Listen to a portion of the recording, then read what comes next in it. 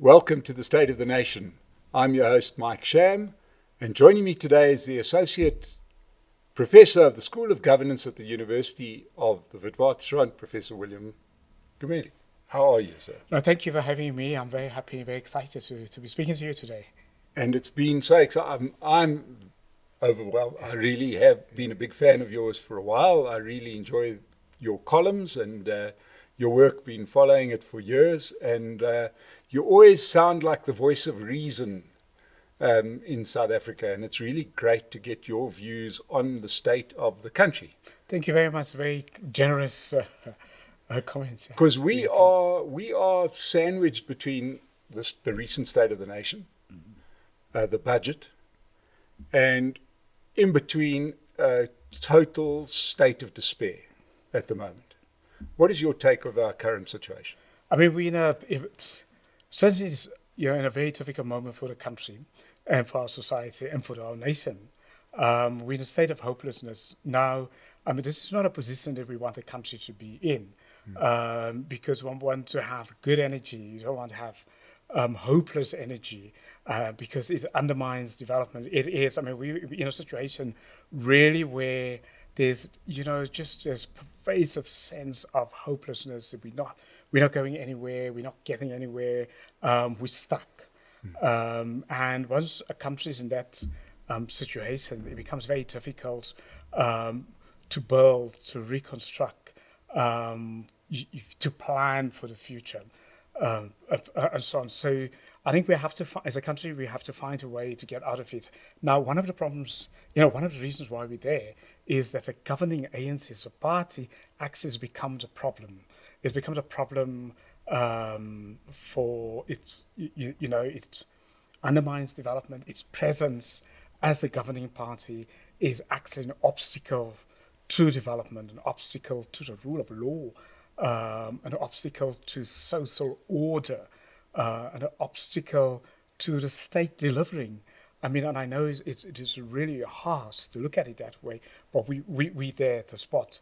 And often in societies like us, societies get into this kind of situation where a governing party has been there for too long, and the governing party recycle, its own leaders, it policies its own work, stuck in the past, and it is aloof from the ordinary problems and from society, the pressing problems of society, and it becomes also arrogant. Leaders are arrogant. The party is arrogant, and related to that is that when a party has a core voters, it continues to vote for it despite its failures.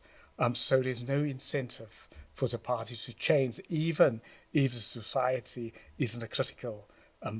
Really is beset with problems. Now, Prof, it's such a thing that I try and avoid on this particular platform, because you can carry on and it can just become ANC bashing, and I don't think that's particularly helpful. In your opinion, do you think that the ANC is aware that they are the reason for the bulk of our problems? Well, and that is a problem. Unfortunately, they are so aloof and so insulated from realities of our problems that they're not aware. It may sound extraordinary. Where do they live? You may ask. I mean, they're not living on Mars, or they're living in another country. But that actually is a problem. I mean, when I came here for the interview, I was reading the State of the Province address of Busi. Busi from the Northwest Province. In his address, the State of the Province address, he said, there are no potholes in the Northwest Province. Yeah. Now, and I think that's a good example where there's a provincial premier. Yes. I mean, if you take a drive through the Northwest Province, from whatever angle, from wherever side you're coming from, it is really, you have to navigate potholes. If you drive there at night, you're very likely to die. It really is. Parts of the province is not working. It's part of the province is a failed state. Yes. And here is the provincial premier publicly saying, well, actually, he hasn't seen a pothole. Yeah. I suppose it's hard to see the potholes through the tinted windows. But I don't suppose it's dissimilar with what our president Ramaphosa does in the State of the Nation, where he says, well, we've got to move on from the state capture. We passed that as if it was, say, the transition from apartheid, and you could say they were responsible for apartheid. We are now taking over. They're the same people. He was President Zuma's deputy, and you've got this, I suppose, cognitive dissonance, I suppose one would call it, where you've got these leaders who seem to be unaware that they are the cause of the problem. No, absolutely. I mean, you use the correct word, cognitive dissonance, because that really is what it's all about. I mean, and it's, it's from two sides. It's from the ANC leadership, where they, if you're an observer, you may think that, well, it's a new leadership or a new party, so there's no sense of taking responsibility. Now, if a government doesn't take responsibility for its actions, it cannot change and it cannot bring something new. It's like the same in one's personal life. I mean, if you do something and you don't take responsibility for it, how do you change? If it was something bad that you've done, or you made mistakes, or you hurt others, and you don't own up to it and don't take responsibility, you cannot change. So it's the same what has happened with the ANC leadership. There's been no assessment of the party in power almost now for 3 decades and responsibility that the party has. And then it's the same on the other side. Also, obviously, there's voters and supporters. So people who vote for the party, there's also not a sense among voters that, well, actually, the party that they've been voting for is actually responsible for the unemployment, or for the lack of roads, or for the lack of infrastructure, or hospitals not working, public schools not working. So we've got those two things. Now, in a democratic system, unless there is an accountability, from a governing party, and then also that voters at the same time hold the party accountable, we will have almost a repeat, a Groundhog Day over and over and over again, because the party in power fails but doesn't own up to it, and the voters don't hold the party accountable, and we just have a repeat and a repeat. Obviously, you just get worse and worse the longer they in power. Of course, also, we can't just blame the ANC and its voters, but we also have to blame, let's just say, the opposition parties, because, I mean, this is a market for the opposition parties. Sure. I mean, if this is the best market, it's an opposition party market. I mean, we want to use those terms. But then the opposition party must also become relevant and speak to the voters. So what do I mean by that, speaking to the voters? I don't see the opposition parties on a daily basis tackling the issues that people worry with. I mean, so I think we also have a bit of a dissonance among opposition parties, is they operate in the old, so one could call it traditional Westminster style of politics, where you issue press statements or you have debates in Parliament, whereas we are in a society which is not a Westminster political society. Yeah? So our society, because of our past and the ANC's liberation movement and other liberation movement, is almost like a liberation movement type of society, at least the majority of the voters. The majority of the black voters. So, and the ANC's success, despite its success of staying in power, despite its horrendous failures, has been that it's like a movement party. It's not like a normal Westminster party. So what is a movement party? A movement party essentially is, the party behaves almost as, for the lack of a better way to explain it, a church or a society where the party looks after its members. So if you travel throughout the country in the rural areas, say there's a funeral on a Saturday, the ANC will be there, being with a family, or it's a wedding, or somebody's struggling with a birth certificate, can't get it from Home Affairs, although the ANC is in power, the ANC branch will go down to Home Affairs with a person, and so on. So, that really is a movement party where it's not just a political party, but members feel almost they're beyond this association with the party. And then we have our opposition parties that operate, let's just say the Democratic Alliance, as because that's our main opposition party, and we have to have a conversation about them. They don't have the kind of branch system that the ANC. So when I say branch system, it's not just a branch system. It's like a life system. Yes. So the ANC is a life for its member. It's a way of life. So the DA to respond, or any other political opposition political party, must do the same. Let's just say the DA has, let's just say now, Kwamasu is a council. DA branch. So what the DA branch there should be doing as a movement opposition, it should be in their community. If there's a crime, again, a community member, the DA has to be there. The DA, go with the person to go lodge a complaint. If something happens, somebody's gone to Home Affairs, can't get the birth certificate, the DA has to be there. I mean, and that is what I mean by a movement party. Yeah.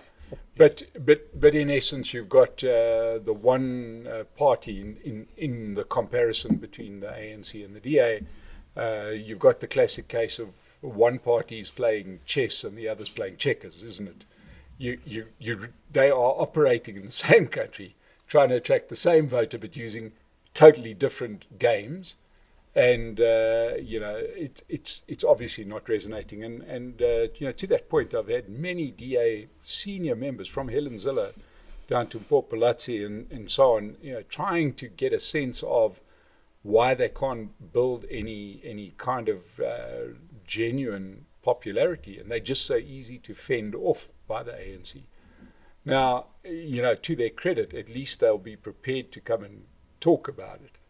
I can't get anybody from the ANC to ever sit in that seat that you're occupying right now. They just flat out will not answer their phones.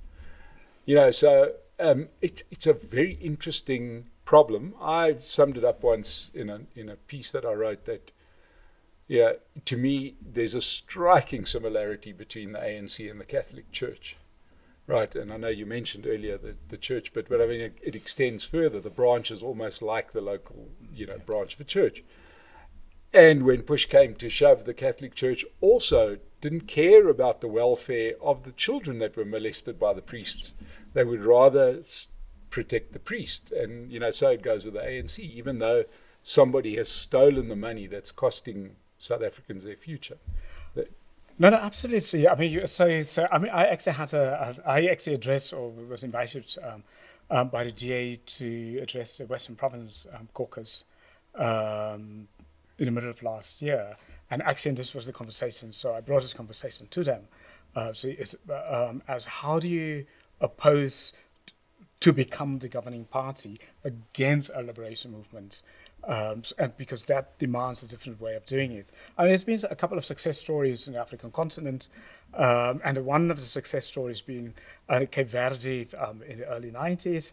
The PIGC, sort of the Party for Liberation Movement, exactly like the ANC. It had an armed wing, so it was structured almost like a military basis of democratic centralism. So all the things that the ANC have and look like was exactly the PIGC in Cape Verde, so it was in power for long, and then it was actually unseated. So it was the first successful post-Second World War unseating of a sitting liberation movement. And what the opposition parties did was actually change almost into a movement, into a counter movement, going into every part of society, in the rural areas, in townships, and what they did is they built in townships, in villages, this sort of counter movement that was not only political, but it was also solidarity, also supported.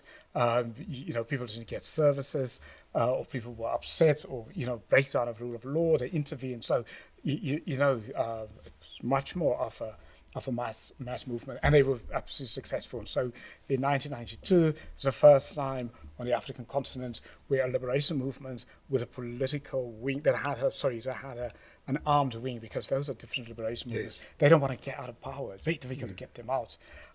Obviously, previously, another success story was in Mauritius in the 1970s, when the Labour Party, although the Labour Party of Mauritius was a little bit different as a liberation movement, it didn't have an armed wing. Now, the thing about liberation movements with armed wings, it made them, they are quite authoritarian, and they often don't listen to the political will. So they, often, even if they are outvoted, find other ways to stay in power. And so we've seen it with ZANU-PF in Zimbabwe, and we've seen it with the FLN in the early 90s in Algeria, and so on. So back to the Mauritius Labour Party. They lost their first elections in the 1970s because the opposition actually also built almost a movement opposition. And that really is how one, I think, wants to oppose when one opposes the independence movement or liberation movement. Because the thing about independence movements or liberation movements, so I use liberation movements, but those with armed wings, and independence movements, those that didn't have armed wings, so they're a little bit much more moderate. So Kenneth Kaunda was an independence movement, and Robert Mugabe was a liberation movement. Absolutely. But there seems to me, and maybe I'm hoping against hope here, that the ANC's military wing was never quite as active as some of those that you've mentioned. There was never a full-scale sort of civil war here. There was always the threat and a few sort of actions here and there. And most of the fighting that was happening not even our borders was not, didn't involve Mkhonto Wesizwe, right? It was SWAPO that fought very bravely. But do you see similar things here in South Africa? Do you think that the military wing of the ANC could be mobilized? Now, the difference between the ANC and other liberation movements with arms wings, as said, during the anti-apartheid struggle, it was, there were many parallel civil society organizations associated with the ANC. And even within the ANC was a much more broader church, let's say FLN in Algeria, or MPLA in Angola, or Frelimo in Mozambique, ZANU-PF in Zimbabwe. So there were many other legitimate civil society organizations, many other multiple traditions of opposing. So the ANC didn't have the full as the only legitimate organization. Then there were also many other liberation movements. Yes. Now coming back, and again, we've seen the last couple of years, some of the things that worry me, for example, has been how the members of the ANC's Liberation Army, or some members who claim they were part, who obviously were not part, they're too young to have been part, but who organized, we've seen sort of a militarization often of our politics. Just look at, some of the violence that's been happening in KwaZulu-Natal, where in these campaigns against foreign traders, for example, or against foreign truck drivers down in Tree, and many times it would be members of, or they call them associations of the ANC's armed wing, MK. So it's very much so, and they haven't been called to order by the ANC leadership or by President Sir Ramaphosa. So that obviously is very dangerous. We've seen it in some of the campaigns to get foreigners out of the country. It's very militarized, and we often see people who claim, and they're in military uniform, and they claim they are members of the ANC's armed wing. Again, as I said, many of them, if you look at them, clearly they could not have been. These are youngsters and youth and so on. So that really brings potentially, let's call it a violent and a military aspect to our politics. Now, something else which is actually in our favor in the country is that the ANC in many parts of the country has actually been in opposition. So psychologically, in the national psyche, and even among ANC supporters, I mean, there is an understanding that the ANC will be out of power. And there's also, in many parts, people are already now used for more than a decade, more than 2 decades, being used either at local level or even in some provinces of a non-ANC government, which is quite important, creating a culture of an acceptance for the ANC not going to be in power. Whereas in all of, especially in Algeria and in Zimbabwe and so on, there wasn't a culture of the party losing elections. It was stamped out very quickly. Yeah, absolutely, and so on. So that really it's a very important thing from a transition point of view. The idea that large parts of society are actually used to the idea of a dominant party or a liberation movement, actually that they're going to be out of government.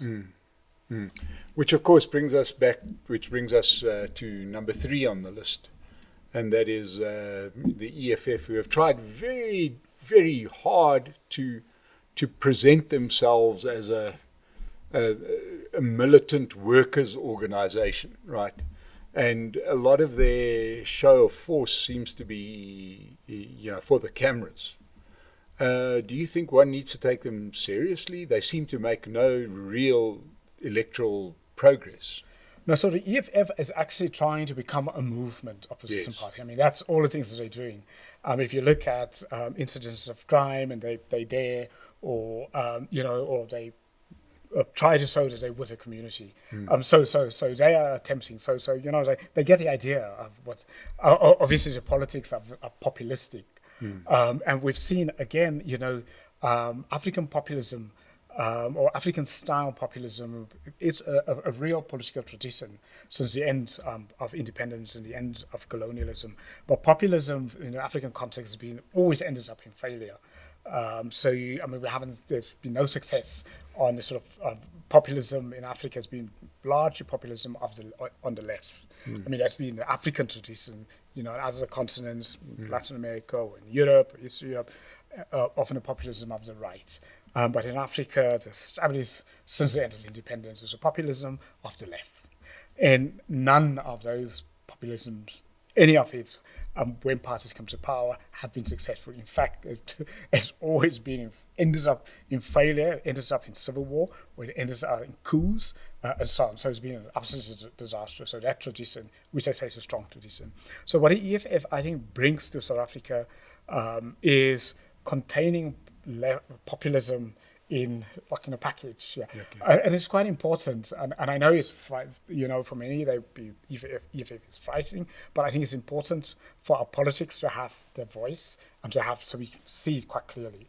And it was quite important because the ANC, as a broad front, prior to the EFF, the ANC has been able to capture all of the populism inside the ANC, and that would have continued the ANC on a long ruling trajectory, even if it fails in government. So what the EFF has done is took a chunk out of the sort of populist part of the ANC, moved it out of the ANC, put it separately, obviously, and that is part of kind of breaking the authority of the ANC, the dominance of the ANC. So it's an important part of it. But I do think in our politics, in the South African politics, there's a ceiling for populism. Really, there's a ceiling. So why am I saying there's a ceiling? Is that the makeup of our society is the most urbanized society in Africa. And it's a society with the longest political traditions, over very long generations and so on. So there are so many alternative political movements and trends, although not necessarily popular. So what it means, I think really a 20% most of it is sort of the high end of populism. Although I think possibly around 12%, that is sort of where the kind of populism will be. And in a society it's better that the populism is out in the open, Yes. rather than hidden as it was when Zuma was the president of the ANC. He was a populism, he was sort of part and package of the ANC, and the ANC had to appeal to that populism all the time. So it's better from the EFF to try to defend the populism in the public. And Okay, which brings us to our current situation. The current situation is that the country is, you kind of have almost every citizen universally unhappy, right, at different levels. Electricity obviously being one of the major equalizers in that we finally have an issue that touches everybody. And it's very difficult to say I'm worse off because I can only use lights in one of my 17 rooms, and the person's whole shack. Everybody is affected, right? And people have, to use that wonderful South African term, become totally gutful of the situation. And of course, all the polls are pointing downwards for the ANC, but not necessarily upwards for the others. So where do we go to from here? What happens now? Because you've sketched a situation where the ANC seems to have gone, seems to be some of their failures have finally caught up with them. But yet, for reasons that we've discussed, the bigger parties aren't appealing to the bigger opposition parties, that is, aren't exactly eating the ANC's lunch. Where do we go to from here? So the ANC is declining, but although it's declining, the opposition parties are not taking the space. And there's a couple of things that the opposition parties really, the reality they have to do, and maybe it's our responsibility as citizens to engage the opposition parties for the sake of our country, to respond differently. So one of the things that will give the ANC still some kind of influence, or even before I get to that, so just say, we're having our national elections next year. It is very likely the ANC will drop below 50%, and it's really going to be possibly from a 48% downwards to a 40% floor. And if the ANC gets somewhere in the middle, 45%, it will be in government because it can then strike an alliance with some of the smaller parties. If the ANC drops below 45% and goes down to a really low bottom end, 35% between that, and so on, it will then allow the opposition parties, to put together their own national coalition. Now, what will determine whether the ANC gets 45% or the ANC gets 35%. One part of it is obviously the ANC is misgoverning, but the other part is also how the opposition responds. I'll just tell you like a kind of practical example. Although we say the perception is that everyone is feeling the failure of the ANC, but in the rural parts of South Africa are so far removed where, they don't actually feel the pain in a way that someone here in Johannesburg feels the pain. Let me make it a little bit more practical. Large parts of our rural areas where the ANC support base is now, because what has happened with the ANC, it has actually become a rural party, where its support base is in the rural areas where people are, voters are illiterate, and or not very well educated, and where voters are very likely not to have to pay for public services. So in the rural areas, you get your water, you're not going to pay for rates, those sort of things. Yes. So that really is the one group of ANC supporters. So that can still give the ANC quite a sizable, so let's say maybe 20% plus, 30% plus voters, despite it failing in the rest of the country. A second part of it is also the ANC has somehow managed to successfully portray it as the organization that has given people social grants, where, black people social grants, where it's pensioners, because, before 1994, due to your past year, if you were a black pensioner, you didn't get a pension, or you didn't get a disability grant. Or if you're a woman now and you've got children, you don't have employment, you're getting a grant.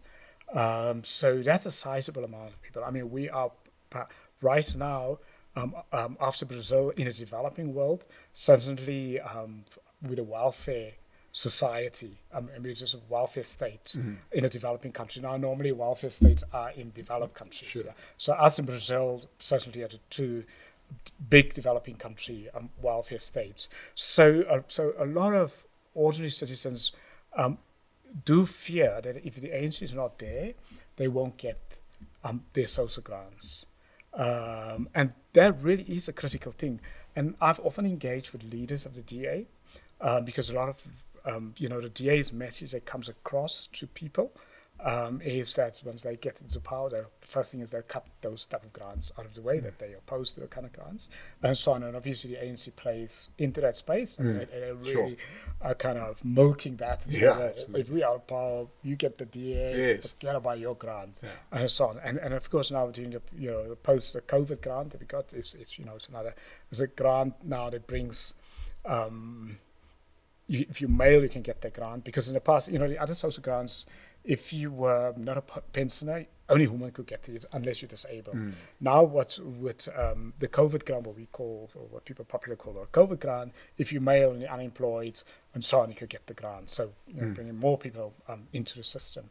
And it is the way the ANC has managed to market it, and they've marketed it very effectively as an ANC grant to people. And because there's been, it's often seen in the public as if the DA opposes it, but they may not necessarily oppose it, but the messaging that's getting out in the public and so on.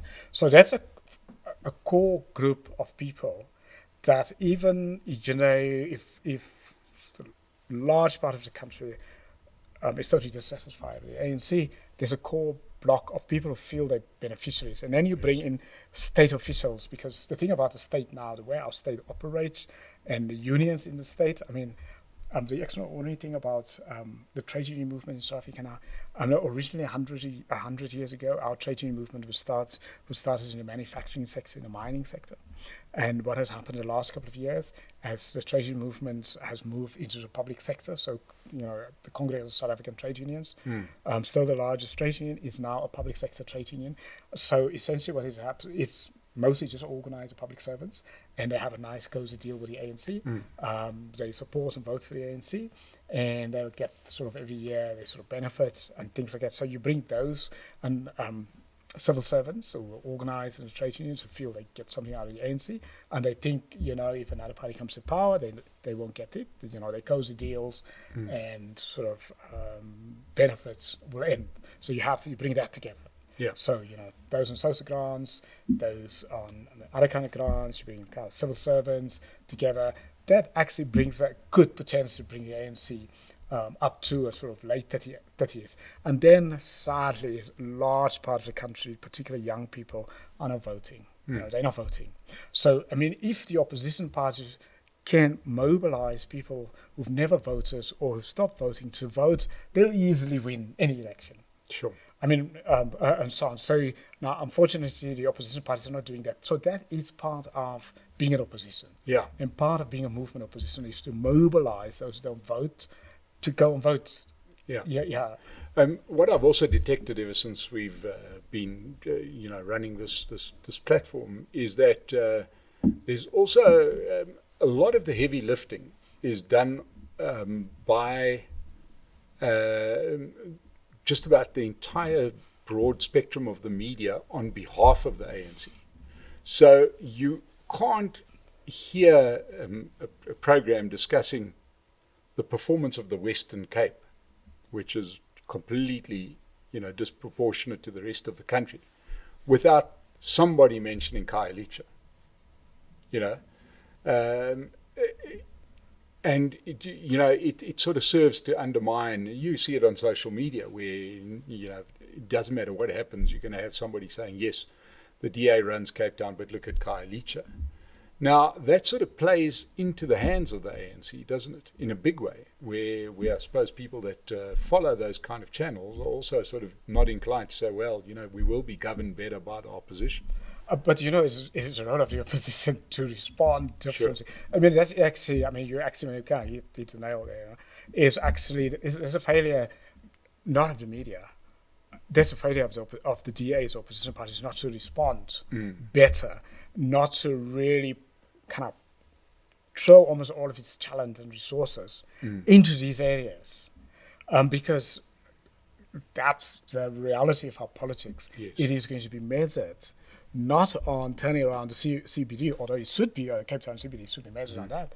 It's going to be measured in some part, like on the townships. I mean, really, that's where our politics are. Yeah. And so on. So, and maybe that's a failure of the DA of not responding more effectively. Or it's been a success of the ANC because in a way, you know, I mean, if you listen to the president's speech as well as the budget speech, you get the continual hammering on of the poor. Now, poverty is nothing to gloss over, but poor people is not what's going to create economic growth. If you have to triple the social grant, it's not going to move the needle. Yeah.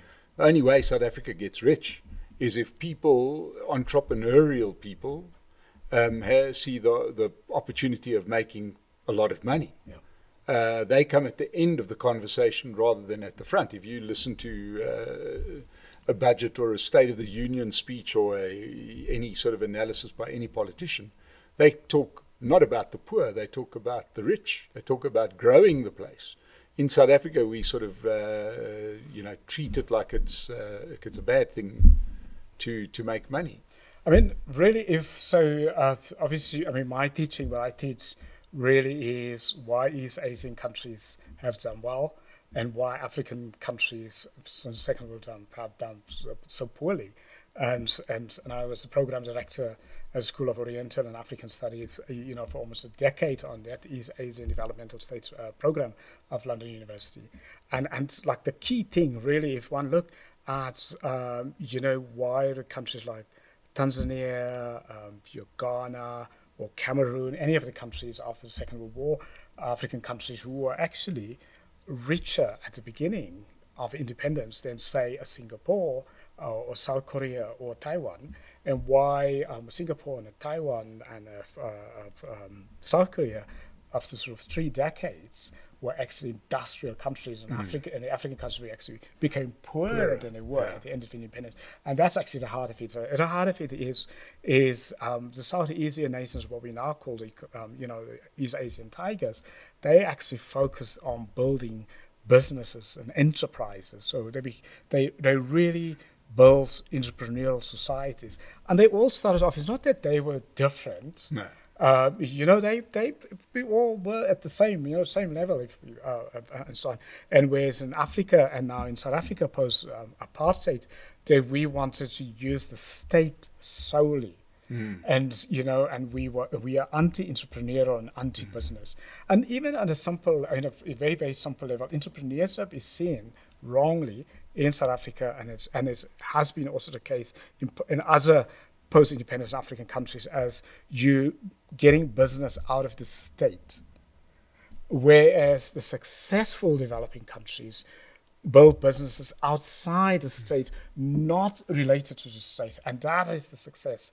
So two ways of development. So the one development has been successful for the last 50 years, and that is a sort of an East Asian economic tigers, where they from day one started to build businesses, whether small business or big business or and so on, outside the state, nothing to do with the state.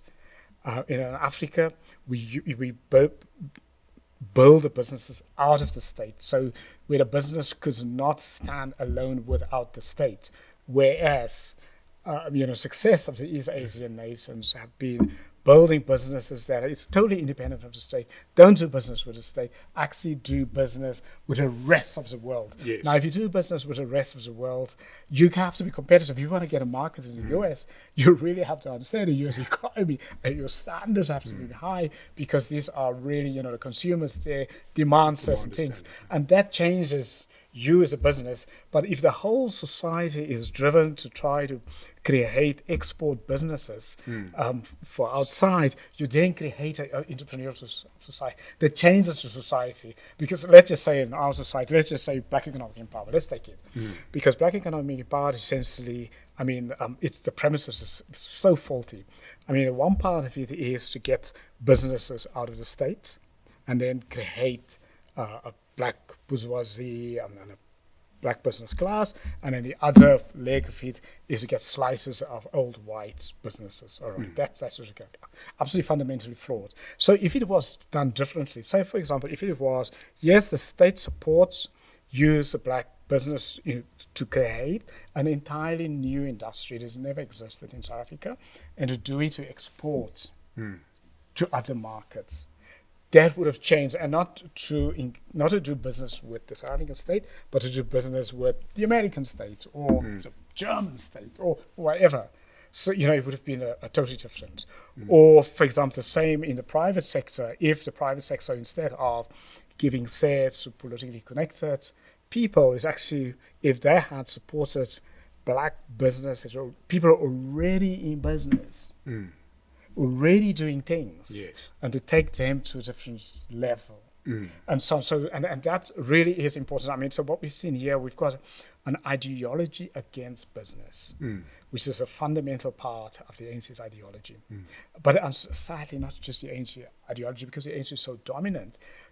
Large parts of the ANC support base is really against business, seeing business as an absolutely terrible thing, as an exploitative thing, and so on. And that really is one of the reasons why we haven't developed, why we haven't never got the growth that we should be getting. And it is also one of the reasons in the rest of Africa why we've seen the development failure in Africa, because it's been the same type of thing in most African countries. And actually extraordinarily so. If you look at the 4, 5, 6 African countries actually done well, if you take this about 54 African countries, and you have to think about it, only 5 or 6 has done well. I mean, that's an extraordinary failure record since the Second World War. 90% failure. So the countries that actually has done well is actually where they build businesses. So you're Mauritius, Botswana, Cape Verde, after the PA's, the old liberation movement got out of power, and then sort of, the last couple of years, sort of just immediately after the Cold War, places like Tunisia, and even in places, more recently in Rwanda, is this focus on creating businesses. And also again, the last couple of years in places like Ghana and so on, it's beginning to develop, is where countries set their or societies set their anti-business view of the world, to say, how do we actually create businesses to create the growth that we want? Yeah, look, I mean, this is something that I'm actually, so this is something that absolutely kills me, is that, I've spent my entire life in South Africa, and I've lived under 2 nationalist governments, and both of them thought that the government should be at the center of the economy. And in any wealth that was created in the old South Africa or the new South Africa almost happened despite the state, not because of the state. Yes, the state may have provided infrastructure, and that one may have been good at this part for these people, and we could have that debate all day. But the bottom line is that this nationalist government and that nationalist government were both anti-business, because they were, in essence, really scared of because what business does, what entrepreneurship does, is it provides independence, and independence provides independence of thought, isn't it? And as you said, how many voters are tethered to the ANC by this belief that the grant belongs, if it wasn't for the ANC, I wouldn't get a grant, I'd starve to death. That is tethering that voter to the party. I mean, it's actually the thing about, as I say, liberation movements and independence movements is that they believe in a monopoly of power, that only they and the state that they control so have the monopoly of power. Now, the moment there's an independent business sector that does not need the state to operate as a challenge to the power of the state. Also, so there's ideological dimension to it also in that way. But even if one look at some of the successes, obviously, of the National Party in South Africa during the apartheid era, the National Party was state-driven, used the state, but one of the things that they did was actually also to create white Afrikaner businesses, initially through the state, but then out of the state. Which was quite an important thing also at the same time. Whereas maybe with ANC, so good, obviously, because in that tradition, ANC comes to power, there were not many black people businesses, right? So then it seems very natural that you use the state initially.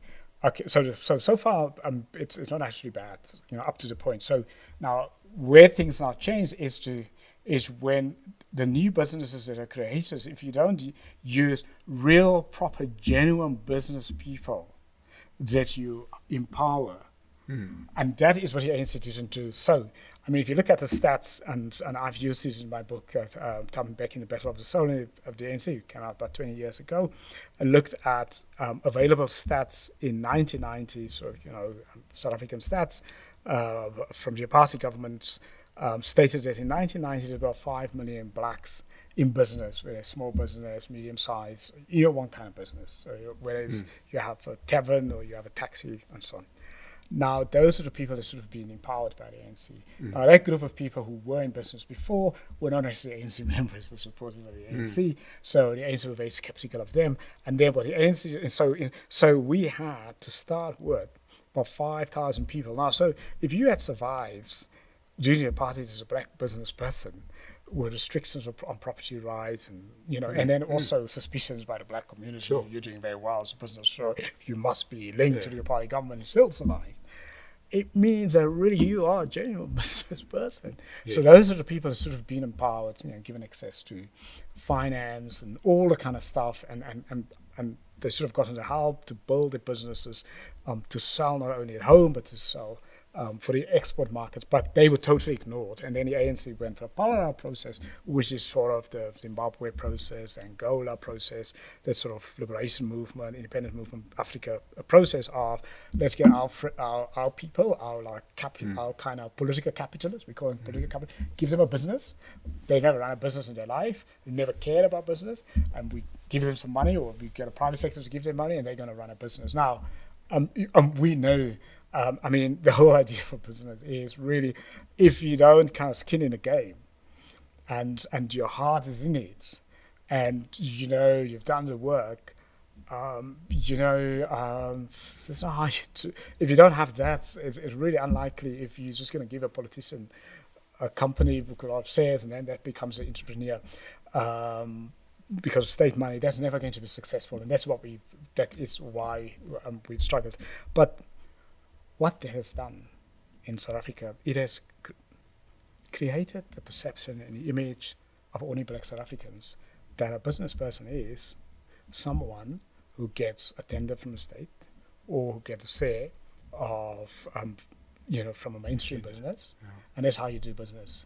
And that's and then you live the life thereafter. So the real general kind of how people graft, start things, kind of family business and so on, is not seen as a business.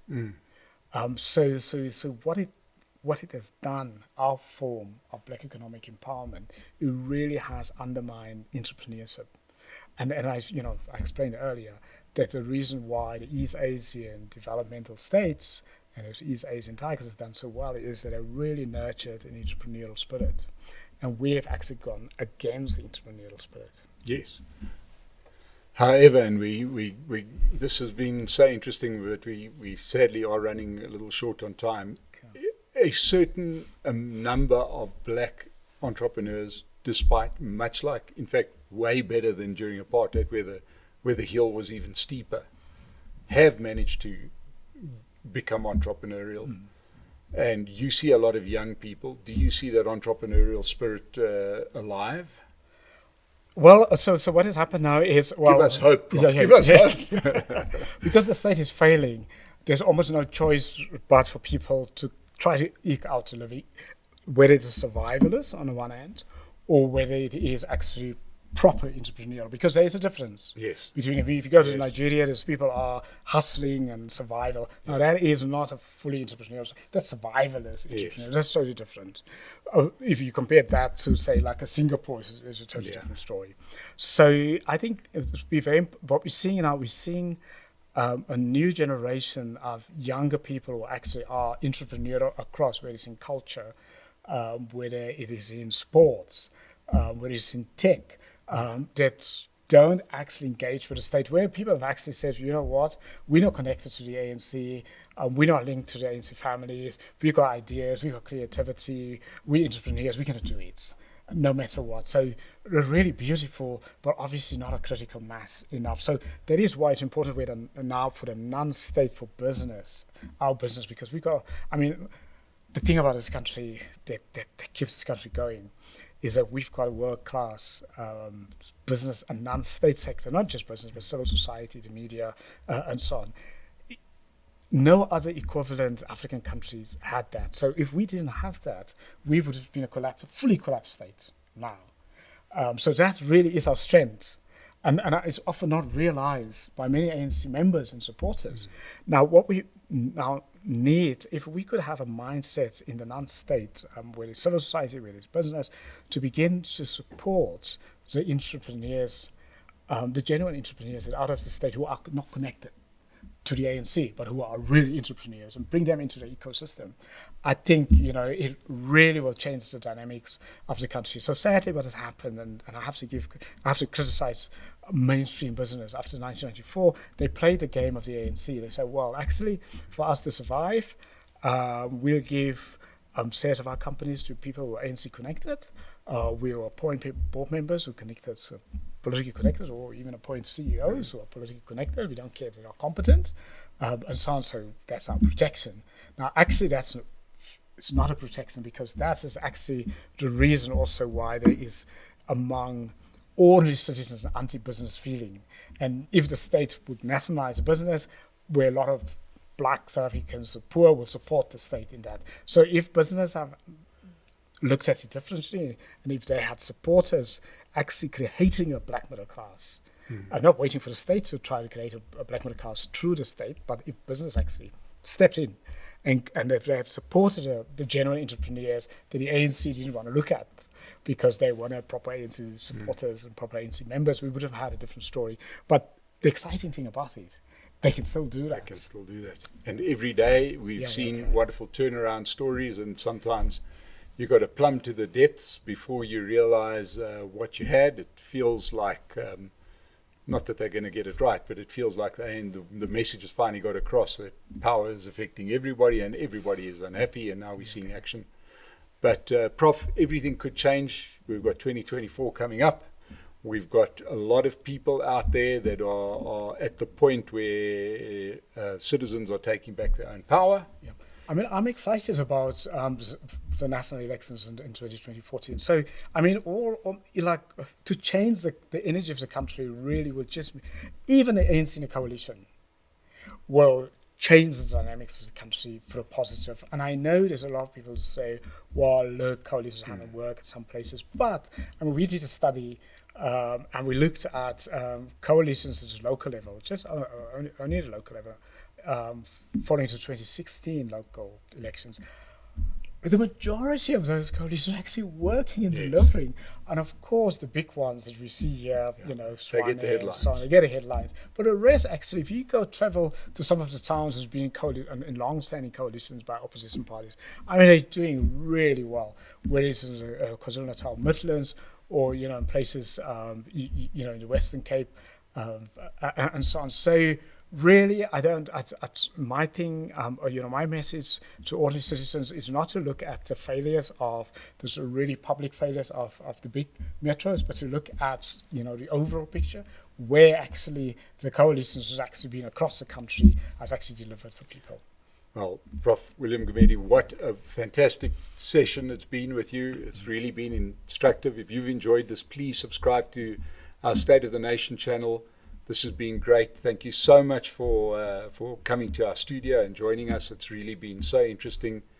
To everybody that's joined us today, thank you so much for watching. Please subscribe, and we'll be back with another great session like this at the next State of the Nation. Thank you. Thank you for having me. Yeah.